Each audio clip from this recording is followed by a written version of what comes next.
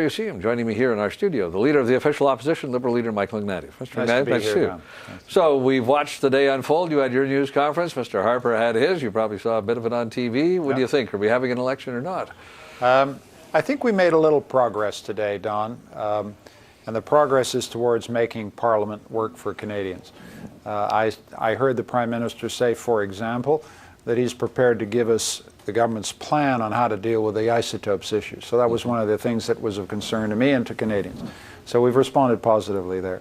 He said he's prepared to meet with me on employment insurance issues. He's got a proposal about helping the self-employed.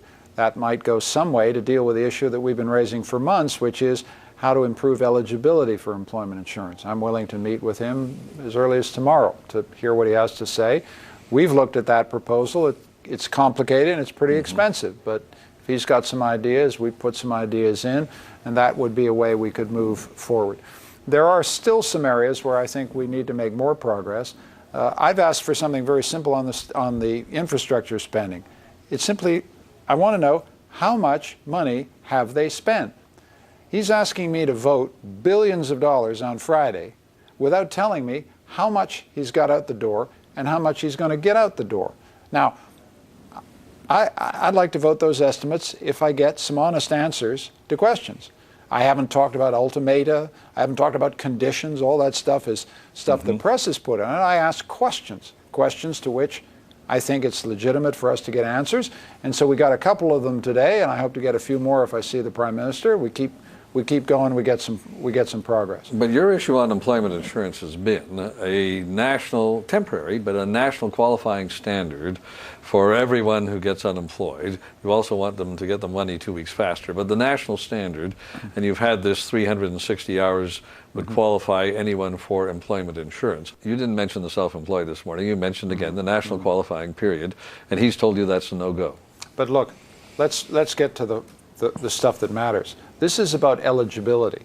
This is about increasing the capacity of the employment insurance system to serve Canadians. There are people who can't get EI now. How do we improve the system so more Canadians get protection in time of difficulty? That's the issue. That's what's fundamental. If he's got a good idea, I'm willing to listen to it. But there are problems with his idea. There may be some problems with my idea. But let's try and work together in Parliament to find a solution. And I'm prepared to do that. I'm prepared to go and talk to the Prime Minister tomorrow about that so that we can make some progress. I don't need to have all the answers this week, but I need to be much sure of where we're going before I can safely vote in confidence at the end of the week. Okay, so the self-employed, you maybe could agree with him on that. If he were to say, Mr. Ignatieff, if in the fall the unemployment levels are much higher than we anticipated, we could have a national qualifying period. It wouldn't be the 45 days, but it would be national, at least. Would that be enough for you to say, okay, I'll hold my fire and see what happens? The reason this is a complicated issue, Don, is that the qualifying hours requirement is falling in many regions of the country as unemployment surges. And we need to know where I still think, that a national standard is a good way to go. I very deliberately didn't mention 360 today because I want to give us room to maneuver here. If there's a better proposal, a proposal that meets the needs within, we got to remember also the fiscal position of our country has deteriorated very rapidly in the last 40 days, and so we've got to cut our cloth to fit what's available.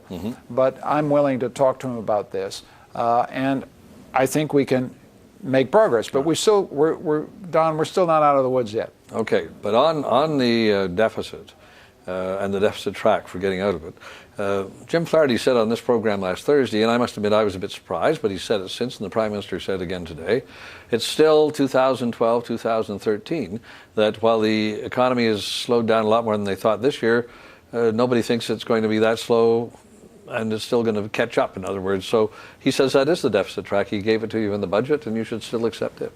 Well, okay, and he said in the House today, don't want to raise taxes, don't want to cut programs. Either do I. Either do I. But if you say that to the Canadian people, you got to show them the projections of economic growth and revenue growth that get you to balance. He hasn't done that. This is So you want to see what the out years look like getting to 2012, 2013? Absolutely. It's very important. This is about the fiscal health of our country. This is a simple question to which we need a clear answer.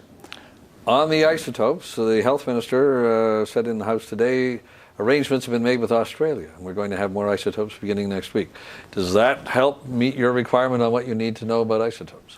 This is a very positive development, and I think the fact that we've been pressuring them hard in the House has helped to accelerate the process by which the government's acted.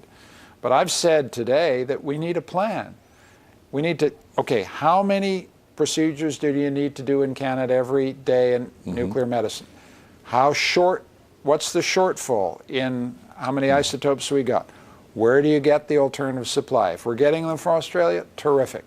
But I want to see the numbers. I think Canadians, doctors, all the technicians who do these tests want to be sure that the government's got a plan, and we want to see that plan.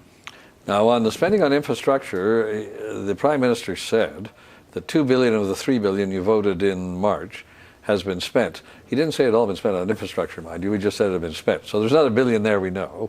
But he also made the point, and tell me why this is not a valid point.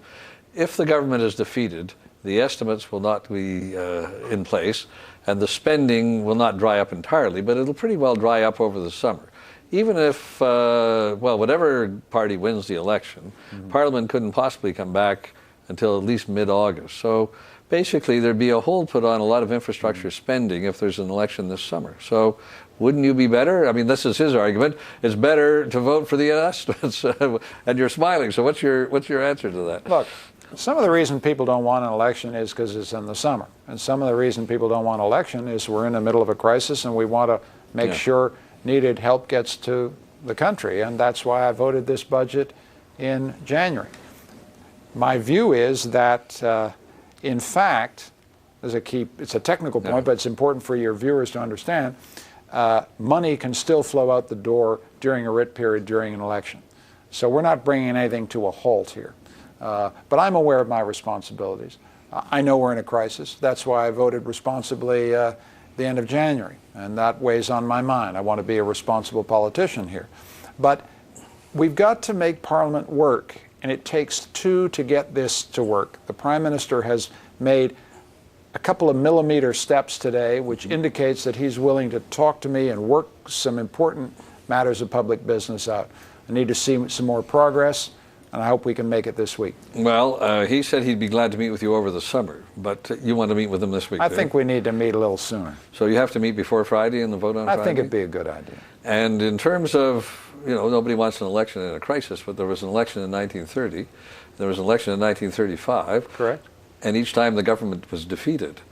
So if I'm the opposition leader and I'm looking and this is, everybody says, the worst economic crisis since then, why wouldn't you have an election, Michael Ignatieff? I'm trying to make this Parliament work. I'm trying to get results for Canadians. When I say I don't want an election, I mean I don't want an election. I'm not playing games with Canadians.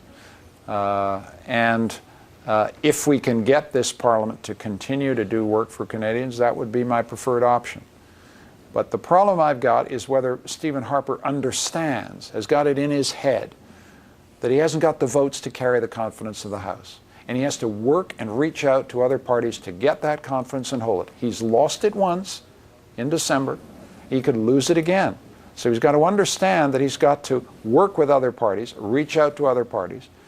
And if he can do that, we can have a happy summer. If not, we'll have to have an election. Michael Ignatieff, thanks for coming in. Good to see you. My pleasure.